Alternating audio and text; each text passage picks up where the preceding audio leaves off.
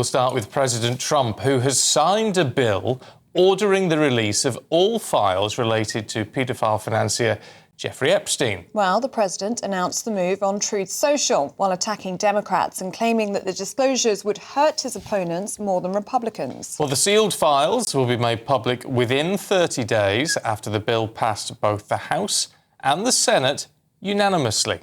This important interruption is brought to you by ExpressVPN. Protect your money and your identity. Click the link in the description or scan the QR code here to get ExpressVPN right now and save up to 73% on annual plans today. Right, let's get back into it. Let's speak to Deputy Editor at The Spectator, Freddie Gray. I mean, Freddie, we've been talking about this for weeks and months, haven't we? And all of a sudden, it's happening. Well, yes, I mean, the Epstein story is a story that never dies, probably never will die. I think the sort of overriding thing to take from yesterday is that the Trump administration has admitted pretty much that it got the handling of this wrong. They have dominated the news, the global news, for 10 months. You know, Trump has been able to set the agenda, to sort of disorientate the opposition, to keep everyone guessing all the time. But on this, the Democrats have got excited in a way they have not got excited since Trump came back into the White House, because they really think they've got him on the back foot on this. They think they're going to be able to keep dripping information from the Epstein files that's going to sort of insinuate that Donald Trump was much better friends than Jeffrey Epstein than he makes out, and that it will be a kind of Duke of York, the man formerly known as Prince Andrew, situation where just eventually, in people's minds, they say, oh, Donald Trump was friends with the late disgraced paedophile Jeffrey Epstein. It's going to be a fascinating thing to watch if you're very interested in these stories, as I am, to my fault, because it's so complicated. There are so many very rich, very powerful people who were friends with Epstein. And if you read the emails... But this is the problem, isn't it, in that there are so many people involved in all this, but also you can't just assume, presumably, that anyone who was in any way friendly with Epstein was a ne'er-do-well. Well, yes, and there are some people, I think from a perfectly moral position, saying, actually, no, we shouldn't release all the Epstein files. Because there are a lot of people who just communicated with him who are now going to be forever tarnished as associates of a paedophile, when they were probably just contacting him hoping for money or donations to a charitable cause or anything like that. I mean, you know, but the reason the Democrats may have got this wrong, and certainly a lot of people in the Trump administration think they've got it wrong, is that the Democrats come out of this very, very badly. Because in the first Trump administration, Epstein was communicating a lot with senior Democrats saying, I can take down Donald Trump. I know all the dirt on Donald Trump. Every time you're online, your money and your identity are at risk. Scams now make up nearly 40% of all crime in the UK. That's thousands of attacks every single day. In Britain, someone has their identity stolen every 2 minutes, leaving victims with wrecked finances and years of stress. The threat is real, and you could be next. ExpressVPN is your shield against criminals. It locks down your devices, hiding your personal information and financial details from hackers, scammers, and anyone else looking to exploit you. So whether you're checking your bank, shopping, or just browsing, ExpressVPN makes you invisible to prying eyes trying to steal your money and your identity. ExpressVPN shields your data with military-grade AES 256 encryption. That's the same standard trusted by the US government to guard classified information. This is the highest level of online security you can get. So don't wait for disaster. Secure up to 14 devices at once and get powerful password protection. Real support is available 24/7 because cybercrime never sleeps. Save up to 73% on annual plans today. Every moment you hesitate is another moment you're exposed. Protect your money and protect your identity. Get ExpressVPN right now. And they were fishing for information from him. They were courting him for information. So that, so far, is the sort of overwhelming story from what we've seen of the emails. There may be more, we don't quite know.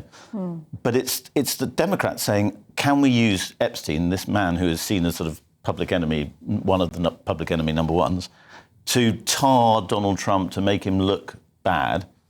And Epstein was offering it because he was hoping for some kind of deal, some kind of get-out clause.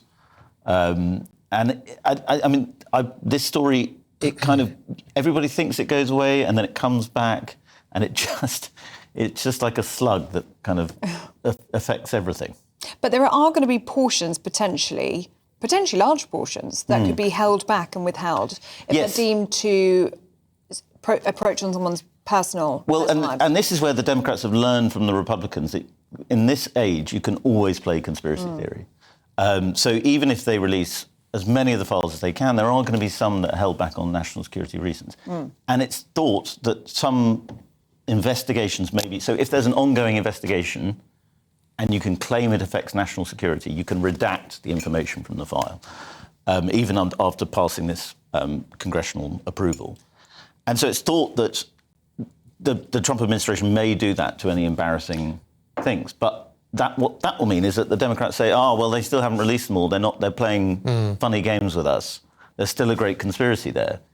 So the conspiracy can always be sustained unless we see absolutely everything. But of course, we can't see absolutely everything because, well, partly perhaps because of national security ties. I mean, there's always been this theory that Jeffrey Epstein was involved with intelligence in some way.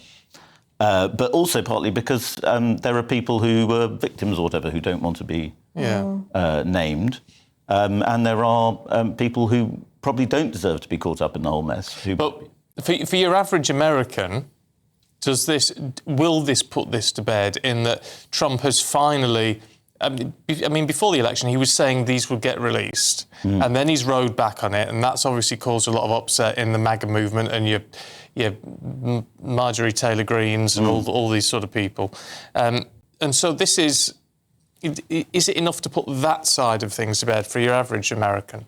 No, I think probably not. I mean, it slightly depends on how the Democrats handle it. I think if they are seen to obviously just be trying to bring down Trump with it and not interested in exposing the truth, then, it could end up backfiring on them. But I think the problem for Trump is that this story just grips people because it's got everything grubby that people are interested in, which is, sex, money and power. And the three of those all combined in a sort of toxic brew. People just can't resist it. So I think it will just keep bubbling away. What could it potentially reveal about President Trump? Well, there are people who claim there are photographs of Trump with Jeffrey Epstein and some girls. There's no evidence for that, and Trump has sued anybody who suggests that might be the case.